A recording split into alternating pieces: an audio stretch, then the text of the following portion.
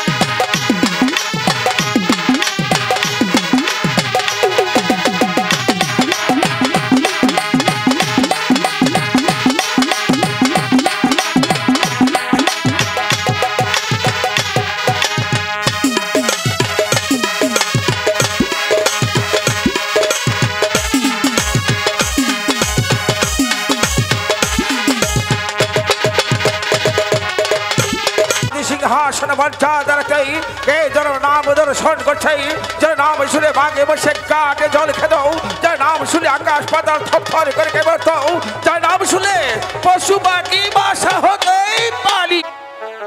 একই ওকে কে তুমি? ওকে কে তুমি? আমাকে চিনতে পারছেন না? কে তুমি? তার আগে বলো তোমার সেই পরিচয়।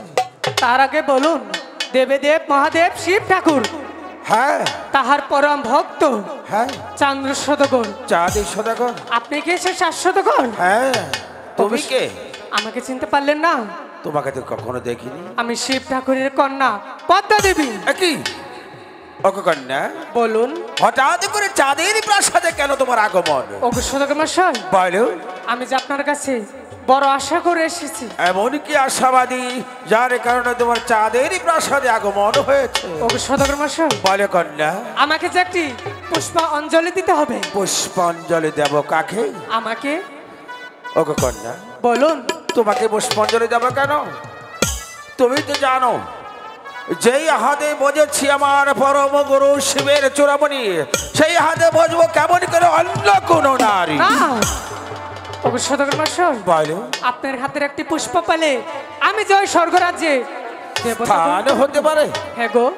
আর যদি পুষ্পাঞ্জলি তোমাকে না দেই তাহলে যে আমি পারবো না। তার মানে তোমার স্বর্গ রাজ্যে আর স্থান হবে না, দেবীত্ব রূপ ধারণ করতে পারবে না। হ্যাঁ গো সদাগর মশাই। বলুন। তুমি তো দেবী বংশে জন্ম। হ্যাঁ গো। দেবাদেবী মহাদেবের জাত সন্তান। তুমি যখন চাঁদের প্রাসাদে আগমন করেছ, বলো কন্যা কি হতে তোমার পুষ্পের আয়োজন? আমার পুষ্পের আয়োজন? হ্যাঁ। দুধ, কলা, চিনি, মধু এবং কি একটি সিঁদুরের ফোঁটা হলে চলবে। ওগো কন্যা বলুন। দুধ, কলা, মধু, চিনি আর সিঁদুরের ফোঁটা? কেন তুমি আমাকে কেন পুষ্পাঞ্জলি চেলে? সেখানে পুষ্পের প্রয়োজন হয় না? হ্যাঁ গো, আমি জানি তুমি লাভাল্য, হয়তো তোমার এই সেই পুষ্পাঞ্জলির মধ্যে ধারণা নেই। তুমি দাঁড়াও, আমি যেইভাবে আমার পরম গুরু দেবা দেবী মহাদেবের শ্রী চরণে আমি পুষ্পাঞ্জলি দিয়েছি, আমি তেমনি ভাবে তোমার জন্য পুষ্পাঞ্জলি সাজিয়েছি। তুমি চাঁদের প্রাসাদে আগমন করেছো, সেখানে আসন পেতে বসো। ঠিক আছে সদাগর মশাই, এই চান্দর সদাগরের কাছ থেকে আমি যদি একটি পুষ্প আদায় করতে পারি, এই পৃথিবীর সবাই আমাকে দেবী বলে স্বীকার করবে। ওগো কন্যা, বলুন। এই তো নাও তোমার পুষ্পাঞ্জলি সাদরে গ্রহণ করো। ওগো সদাগর মশাই, বলো, আমার পুষ্পজাকে আমি এখনো গ্রহণ করব না। তাহলে কোথায় যেতে হবে, কত দূর? ওই তো চোখের মাঝে দেখা যাচ্ছে একটি বিন্না গাছের গোড়া, ওই গাছটির গুড় দিলে আমি সদর গ্রহণ করে নিব। তাই নাকি? হ্যাঁ গো। ওগো কন্যা, বলুন। তুমি তো আমার পরম গুরু দেবা দেবী মহাদেবের জাত সন্তান, তাই তো তুমি আমার কাছে শ্রদ্ধার পাত্র, তাই তো তুমি আমার আগে চলো, আমি তোমার পিছু যাচ্ছি। সিসি, এ কি বলছেন? আপনি হয়েছেন এই বিশ্বের সদাগর, হ্যাঁ, আপনি আমার আগে চলেন, আমি আপনার পিছে চলি। ঠিক আছে কন্যা, তুমি এসো, আমি তোমার কথা মতো চলে যাচ্ছি। ওই তো গভীর অরণ্য ধারে, সেখানে প্রতিমা একটা হিজল গাছে, সেখানে পুষ্পাঞ্জলি দিয়ে আমি চলে যাবো আমার তীর্থ পর্যটন। ঠিক আছে এসো নারী, তুমি আমার সঙ্গে এসো। কি? হ্যাঁ, ওগো সদাগর মশাই, বলো। যাবার কালে ওই রাস্তার মাঝে দুটি কোনি ব্যাংক একসাথে ঝগড়া বেঁধেছিল, হ্যাঁ? সেখান থেকে একটি ব্যাংকে তাদের ঝগড়া আমি মিটিয়ে দিই। এই চালি বেটি, কেন? বেদিনী কন্যা, না। কালী পদ্মা, কেন? তুই কেমন করে ভাবতে বলি, আমি যেই হাতে লক্ষ লক্ষ টাকা খরচ করে আমি যে পুষ্পের আয়োজন করেছি, তুই কেমন করে ভাবতে বলি আমি ব্যাংক খাইকা কানিরে পুজো দেবো? পুজো তো দূরের কথা, তোকে একটি কলর চুচাও দেবো না।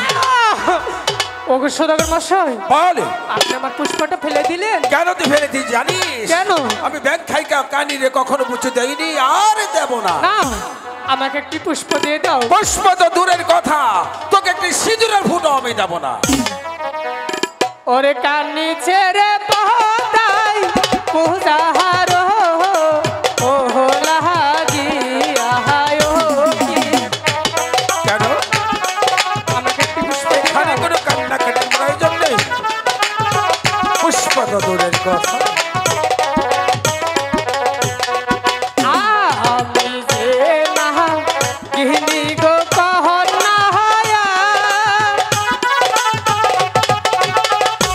চান্দু জাহানে শহর বলুকে গো হাই গো রহয়া তোরে একটি গো পূজা দিয়া আহওয়া মারে গো পুষ্প যাবো, গো যাবো, তোকে পুষ্প যাবো।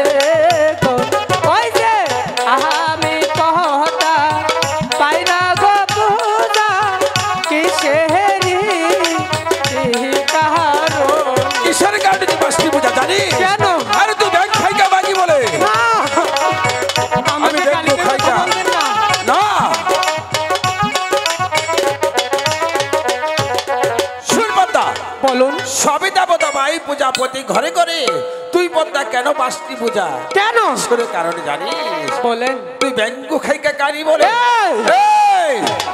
চাঁদ সদাগর কখনো তোকে পুজো দেবে না আর দেবিত্ব স্বীকার করবে না কর্সবের বংশ আমি নির্বংশ করেছি এই সারাব জাদি হ্যাঁ। সামলিয়ে কথা বল তুই জানিস কার সামনে দাঁড়িয়ে কথা বলছিস এই মুহূর্তে তোকে আমি একটা প্রতি দিয়ে পাতাল নগর পাঠিয়ে দিতে পারি বেশ ইহ কি চন্দ্র রে দেহে একবার হে তোর কত হিস ওহতি আছে তাই নাকি?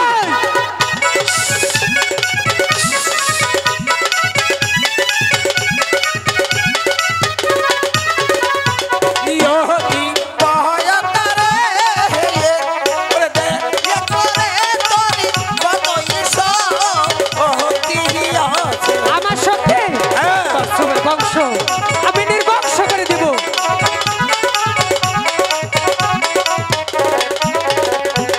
ছয় পোহত মারবো রে তু মাহায়ার ওই না কালি দহ ওহর সাগরে গো ওই যে তোমার হেবা সাবরে চাঁদু কালি দহ ওহর সাগরে হ্যাঁ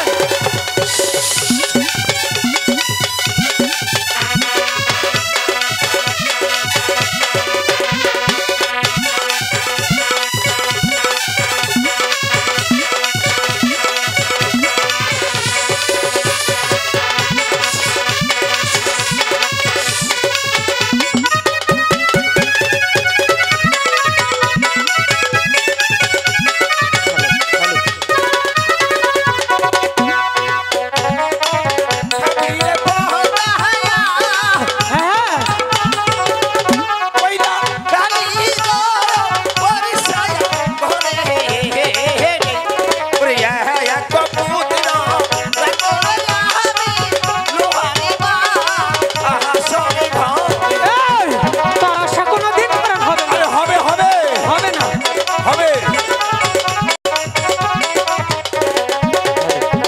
সাইয়া ফুতির না খাতে পহদায়া তারপর কইলা রানী গো পরিছায়া ঘরে তোর সুভুলের মুতি কইরারে পদ্মা নিকাহ তো করিব তো আমাকে হ্যাঁ তোর আশা কোনোদিন পূরণ হবে আমি তোদের চুলের মুঠি ধরে নিক্ষা করবো না। আমিও দেখে নেব ছয় পোহত যদি রে চাহান্দ হ্যাঁ আমি নামাহারি ইতে পাহারি গো ওই যে দুই সরহরের কাশিরে চান্দু বানা হয় ও আমার তাই নাকি হ্যাঁ